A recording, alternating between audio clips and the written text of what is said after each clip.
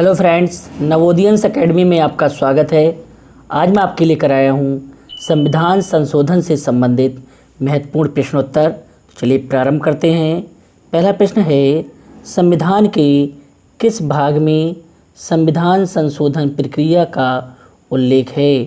तो भाग 20 में संविधान संशोधन प्रक्रिया का उल्लेख दिया गया है। अगला प्रश्न है, संविधान का संशोधन करने की संसद की शक्ति व उसके लिए प्रक्रिया किस अनुच्छेद में उल्लिखित है? तो अनुच्छेद 368 में उल्लिखित है।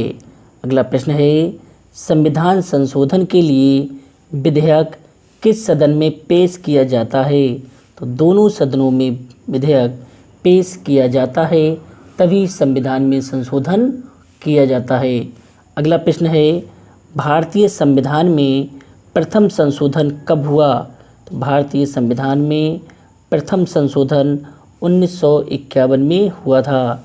अगला प्रश्न है, भारतीय संविधान के आधारभूत अभिलक्षण कौन से हैं जिन्हें अनुच्छेद 368 के अंतर्गत संशोधित नहीं किया जा सकता? तो ये लक्षण कौन कौन से हैं? संप्रभुता, भूभागीय अखंडता, संघीय प्रणाली, न्यायिक समीक्षा और शासन की संसदीय प्रणाली को संशोधित नहीं किया जा सकता। अगला प्रश्न है, संविधान संशोधन अधिनियम 1951 में कौन से नवीन अनुच्छेद को संविधान में अंतः स्थापित किया गया? तो अनुच्छेद 31 का और 31 खा को अंतः स्थापित किया गया। किसमें? संविधान संशोधन अधिनियम 1951 में अनुच्छेद 31 का और 31 खा को अंतः स्थापित किया गया। अगला प्रश्न है, संविधान संशोधन अधिनियम 1951 के द्वारा संविधान में कौन सी नई अनुसूची जोड़ी गई? तो संविधान संशोधन अधिनियम 1951 के द्वारा 9वीं अनुसूची जोड़ी गई। अगला प्रश्न है, संविधान संशोधन अधिनियम 1952 के द्वारा किस अनुच्छेद में संशोधन किया गया? तो संविधान संशोधन अधिनियम 1952 के द्वारा अनुच्छेद 81 में संशोधन किया गया। अगला प्रश्न है, संविधान संशोधन अधिनियम 1954 द्वारा संविधान की किस अनुसूची में संशोधन किया गया? तो 7वीं अनुसूची में संशोधन किया गया। अगला प्रश्न है, चौथे संविधान संशोधन अधिनियम 1955 के द्वारा संविधान के किस अनुच्छेद में संशोधन किया गया? तो किसमें किया गया? 31 और 31 का में संशोधन किया गया। अगला प्रश्न है, पाँचवें संविधान संशोधन अधिनियम 1955 के द्वारा संविधान के किस अनुच्छेद में संशोधन किया गया? तो अनुच्छेद 3 में संशोधन किया गया था। अगला प्रश्न है, छठवें संविधान संशोधन अधिनियम 1956 के द्वारा किस अनुच्छेद में संशोधन किया गया? तो अनुच्छेद 269 और 286 में संशोधन किया गया। किसमें किया गया था? छठवें संविधान संशोधन में। अगला प्रश्न है, छठवें संविधान संशोधन अधिनियम 1956 के द्वारा 7वीं अनुसूची की 11वीं में प्रविष्टि 54 और सूची फर्स्ट में कौन सी प्रविष्टि अंतः स्थापित की गई? कौन सी की गई? 92 का। अगला प्रश्न है, संविधान संशोधन अधिनियम 1960 के द्वारा किस अनुच्छेद में संशोधन किया गया? तो किसमें किया गया? 34 का में। कौन सा अनुच्छेद में? 34 का में संशोधन किया गया। अगला प्रश्न है, संविधान संशोधन अधिनियम 1960 के द्वारा लोकसभा व राज्य विधानसभाओं में अनुसूचित जाति, अनुसूचित जनजाति के लिए आरक्षण की व्यवस्था कितनी कर दी गई थी? तो 20% कर दी गई थी। अगला प्रश्न है, 10वें संविधान संशोधन अधिनियम 1961 के द्वारा किस अनुच्छेद में संशोधन किया गया? तो 10वें संविधान संशोधन अधिनियम द्वारा अनुच्छेद 240 में संशोधन किया गया। अगला प्रश्न है 10वें संविधान संशोधन अधिनियम 1961 के द्वारा किसे संघ राज क्षेत्र का दर्जा दिया गया? तो दादरा एवं नगर हवेली को संघ राज क्षेत्र का दर्जा दिया गया। अगला प्रश्न है 12वें संविधान संशोधन अधिनियम 1962 के द्वारा किन राज्यों को संघ राज क्षेत्र का दर्जा दिया गया? तो 12वें संविधान संशोधन द्वारा गोवा, दमन और दीव को संघ राज क्षेत्र का दर्जा दिया गया। अगला प्रश्न है 13वें संविधान संशोधन अधिनियम 1961 द्वारा कौन सा नवीन अनुच्छेद स्थापित किया गया? तो नया अनुच्छेद 371 का स्थापित किया गया। अगला प्रश्न है 13वें संविधान संशोधन अधिनियम 1961 द्वारा किस राज्य के प्रशासन के संबंध में विशेष उपबंध किए गए? तो नागालैंड के प्रशासन के संबंध में विशेष उपबंध किए गए। तो 13वें संविधान संशोधन में नागालैंड के प्रशासन के लिए विशेष उपबंध किए गए हैं। अगला प्रश्न है 14वें संविधान संशोधन अधिनियम 1962 के द्वारा संघ राज क्षेत्रों और लोकसभा में प्रतिनिधित्व कितना कर दिया गया? तो कितना कर दिया गया? 25 कर दिया गया। 14वें संविधान संशोधन अधिनियम 1962 के द्वारा संघ राज क्षेत्रों का लोकसभा में प्रतिनिधित्व 25% कर दिया गया। अगला प्रश्न है 15वें संविधान संशोधन अधिनियम 1963 द्वारा उच्च न्यायालय के न्यायाधीशों की सेवानिवृत्ति की आयु कितनी कर दी गई? तो कितनी कर दी गई? 62 वर्ष। कितनी कर दी गई है? 62 वर्ष। अगला प्रश्न है 16वें संविधान संशोधन अधिनियम 1963 के द्वारा किन अनुच्छेदों में संशोधन किया गया? अनुच्छेद 19, अनुच्छेद 84 और 173। इन 3 अनुच्छेदों में क्या है? संशोधन किया गया। अगला प्रश्न है संविधान संशोधन अधिनियम 1964 के द्वारा किस अनुच्छेद में संशोधन किया गया? तो अनुच्छेद 31 का में संशोधन किया गया।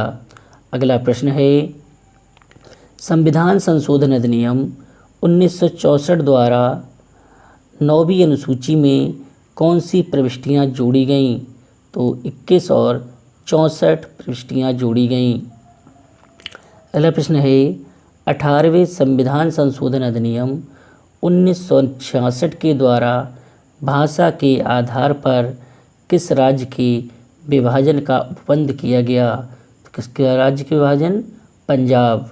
अगला प्रश्न है 18वें संविधान संशोधन अधिनियम 1966 के द्वारा पंजाब का विभाजित राज्य किसे बनाया गया? तो हरियाणा को पंजाब का विभाजित राज्य बनाया गया। अगला प्रश्न है 19वें संविधान संशोधन अधिनियम 1966 के द्वारा किस अनुच्छेद में संशोधन किया गया? तो अनुच्छेद 324 में संशोधन किया गया। अगला प्रश्न है 19वें संविधान संशोधन अधिनियम 1966 के द्वारा किस आयोग के कर्तव्यों की स्थिति को स्पष्ट किया गया? तो निर्वाचन आयोग के कर्तव्यों की स्थिति को स्पष्ट किया गया। किसके द्वारा? 19वें संविधान संशोधन अधिनियम 1966 के द्वारा निर्वाचन आयोग के कर्तव्यों को स्पष्ट किया गया। अगला प्रश्न है 20वें संविधान संशोधन अधिनियम 1966 द्वारा संविधान में कौन सा अनुच्छेद स्थापित किया गया? तो 233 का स्थापित किया गया। अगला प्रश्न है 21वें संविधान संशोधन अधिनियम 1967 के द्वारा किस भाषा को राजभाषाओं की सूची में शामिल किया गया? तो सिंधी भाषा को शामिल किया गया। 21वें संविधान संशोधन अधिनियम द्वारा सिंधी को शामिल किया गया। अगला प्रश्न है 22वें संविधान संशोधन अधिनियम 1969 के द्वारा कौन सा स्वायत्त राज्य गठित किया गया? तो कौन सा मेघालय। अगला प्रश्न है 23वें संविधान संशोधन अधिनियम 1969 द्वारा किन अनुच्छेदों में संशोधन किया गया? तो अनुच्छेद 323, 332, 333 और 334, 4 अनुच्छेदों में संशोधन किया गया 23वें संविधान संशोधन अधिनियम 1969 के द्वारा। अगला प्रश्न है संविधान संशोधन अधिनियम 1971 किस मामले में पारित हुआ? तो संविधान संशोधन अधिनियम 1971 गोलकनाथ मामले में पारित हुआ था। अगला प्रश्न है संविधान संशोधन अधिनियम 1971 द्वारा किन अनुच्छेदों में संशोधन किया गया? तो संविधान संशोधन अधिनियम 1971 के द्वारा अनुच्छेद 13 व 368 में संशोधन किया गया। अगला प्रश्न है 25वें संविधान संशोधन अधिनियम 1971 द्वारा अनुच्छेद 31 में संशोधन कर कौन सा अनुच्छेद संविधान में अंतः स्थापित किया गया? तो अनुच्छेद 31 का अंतः स्थापित किया गया था। अगला प्रश्न है 26वें संविधान संशोधन अधिनियम 1971 द्वारा किन अनुच्छेदों का लोप कर लिया गया? तो अनुच्छेद 291 और 362 का लोप कर दिया गया। 26वें संविधान संशोधन अधिनियम 1971 के द्वारा अनुच्छेद 291 और 362 का लोप कर दिया गया। अगला प्रश्न 26वें संविधान संशोधन अधिनियम 1971 द्वारा कौन सा अनुच्छेद संविधान में अंतः स्थापित किया गया? तो 363 का अंतः स्थापित किया गया। अगला प्रश्न है 26वें संविधान संशोधन अधिनियम 1971 द्वारा कौन से अनुच्छेद में संशोधन किया गया? तो अनुच्छेद 366, 22 में संशोधन किया गया। अगला प्रश्न है 27वें संविधान संशोधन अधिनियम 1971 द्वारा किन राज्यों को संघ क्षेत्र का दर्जा दिया गया? तो मिजोरम और अरुणाचल प्रदेश को संघ क्षेत्रों का दर्जा दिया गया। अगला प्रश्न है 30वें संविधान संशोधन अधिनियम 1972 के द्वारा किस अनुच्छेद का संशोधन किया गया? तो अनुच्छेद 133(1) का संशोधन किया गया। अगला प्रश्न है 31वें संविधान संशोधन अधिनियम 1973 के द्वारा किन अनुच्छेदों में संशोधन किया गया? तो अनुच्छेद 81, 320 और 332 में संशोधन किया गया।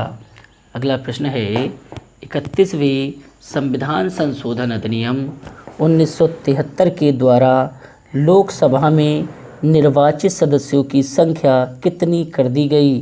तो 545 कर दी गई और ये प्रश्न परीक्षाओं में कई बार पूछा गया है। अगला प्रश्न है 32वें संविधान संशोधन अधिनियम 1973 द्वारा संसद को क्या शक्ति दी गई? तो संसद को केंद्रीय विद्यालय की स्थापना हेतु कानून बनाने की शक्ति दी गई है। 32वें संविधान संशोधन अधिनियम 1973 द्वारा संसद को केंद्रीय विद्यालय की स्थापना हेतु शक्ति दी गई है। अगला प्रश्न है 33वें संविधान संशोधन अधिनियम 1974 के तहत किस अनुच्छेद में संशोधन किया गया? तो अनुच्छेद 101(3) ख में और 190 ख में संशोधन किया गया। अगला प्रश्न है 35वें संविधान संशोधन अधिनियम 1974 द्वारा संविधान में कौन सी अनुसूची जोड़ी गई? तो 10वीं अनुसूची जोड़ी गई। 35वें संविधान संशोधन अधिनियम 1974 द्वारा 10वीं अनुसूची जोड़ी गई। अगला प्रश्न है 35वें संविधान संशोधन अधिनियम 1974 द्वारा किसे संयुक्त राज्य का दर्जा दिया गया? तो सिक्किम को पहले संयुक्त राज्य का दर्जा दिया गया था किसके द्वारा? 35वें संविधान संशोधन अधिनियम 1974 द्वारा। अगला प्रश्न है 36वें संविधान संशोधन अधिनियम द्वारा किसे पूर्ण राज्य का दर्जा दिया गया? तो सिक्किम को बाद में 36वें संविधान संशोधन अधिनियम द्वारा पूर्ण राज्य का दर्जा दिया गया। अगला प्रश्न है 37वें संविधान संशोधन अधिनियम 1975 द्वारा किस संघ राज्य क्षेत्र में विधानसभा और मंत्री परिषद का उपबंध किया गया है? तो अरुणाचल प्रदेश। 37वें संविधान संशोधन अधिनियम 1975 द्वारा किस संघ राज्य क्षेत्र में विधानसभा और मंत्री परिषद का उपबंध किया गया है? तो अरुणाचल प्रदेश में। अगला प्रश्न है 38वें संविधान संशोधन अधिनियम 1975 द्वारा किन अनुच्छेदों में संशोधन किया गया? तो अनुच्छेद 123, 213, 239 खा, 352, 356, 359 और 360 इन अनुच्छेदों में संशोधन किया गया 38वें संविधान संशोधन अधिनियम 1975 द्वारा। अगला प्रश्न है 39वें संविधान संशोधन अधिनियम 1975 द्वारा किसके निर्वाचन को न्यायिक समीक्षा की परिधि से बाहर कर दिया गया? प्रश्न क्या है? 39वें संविधान संशोधन अधिनियम 1975 द्वारा किनके निर्वाचन को न्यायिक समीक्षा की परिधि से बाहर कर दिया गया? तो किसे कर दिया गया है? राष्ट्रपति के निर्वाचन, उपराष्ट्रपति के, प्रधानमंत्री और लोकसभा अध्यक्ष के निर्वाचन को न्यायिक समीक्षा की परिधि से बाहर कर दिया गया है। अगला प्रश्न है 41वें संविधान संशोधन अधिनियम 1976 द्वारा किस अनुच्छेद का संशोधन किया गया? तो अनुच्छेद 316 का संशोधन किया गया। अगला प्रश्न है 41वें संविधान संशोधन अधिनियम 1976 द्वारा संयुक्त आयोग राज्य लोक सेवा आयोग के सदस्यों की सेवानिवृत्ति आयु कितनी कर दी गई? तो कितनी कर दी गई? 62 वर्ष। अगला प्रश्न है 42वें संविधान संशोधन अधिनियम 1976 द्वारा कौन से अनुच्छेद संविधान में प्रतिस्थापित किए गए? तो अनुच्छेद 103, 150, 192, 226 और 228 अनुच्छेद प्रतिस्थापित किए गए 42वें संविधान संशोधन अधिनियम द्वारा। अगला प्रश्न है संविधान संशोधन अधिनियम 1977 द्वारा 42वें संशोधन से स्थापित किन अनुच्छेदों का लोप किया गया? तो अनुच्छेद 312, 32 का, 131 का, 144 का, 260 और 228 का लोप कर दिया गया 42वें संविधान संशोधन द्वारा। अगला प्रश्न है संविधान संशोधन अधिनियम 1978 द्वारा संपत्ति के अधिकार को मूल अधिकार के रूप से हटाकर क्या बना दिया गया? तो इसे क्या है? विधिक अधिकार बना दिया गया। पहले संपत्ति क्या था? एक मूल अधिकार था और फिर बाद में संपत्ति के अधिकार को मूल अधिकार से हटाकर विधिक अधिकार बना दिया गया अनुच्छेद 300 का के द्वारा। अगला प्रश्न है संविधान संशोधन अधिनियम 1978 के द्वारा कौन से अनुच्छेद को अधिक शक्तिशाली बना दिया गया? तो अनुच्छेद 21 और 22 को अधिक शक्तिशाली बना दिया गया। संविधान संशोधन अधिनियम 1978 के द्वारा अनुच्छेद 21 और 22 को अधिक शक्तिशाली बना दिया गया। अगला प्रश्न है संविधान संशोधन अधिनियम 1980 द्वारा अनुच्छेद 334 में उपबंधित आरक्षण की अवधि को बढ़ाकर कितने वर्ष कर दिया गया? तो कितने वर्ष कर दिया गया? 40 वर्ष। संविधान संशोधन अधिनियम 1980 द्वारा अनुच्छेद 334 में उपबंधित आरक्षण की अवधि को बढ़ाकर कितने वर्ष कर दिया गया? तो 40 वर्ष कर दिया गया।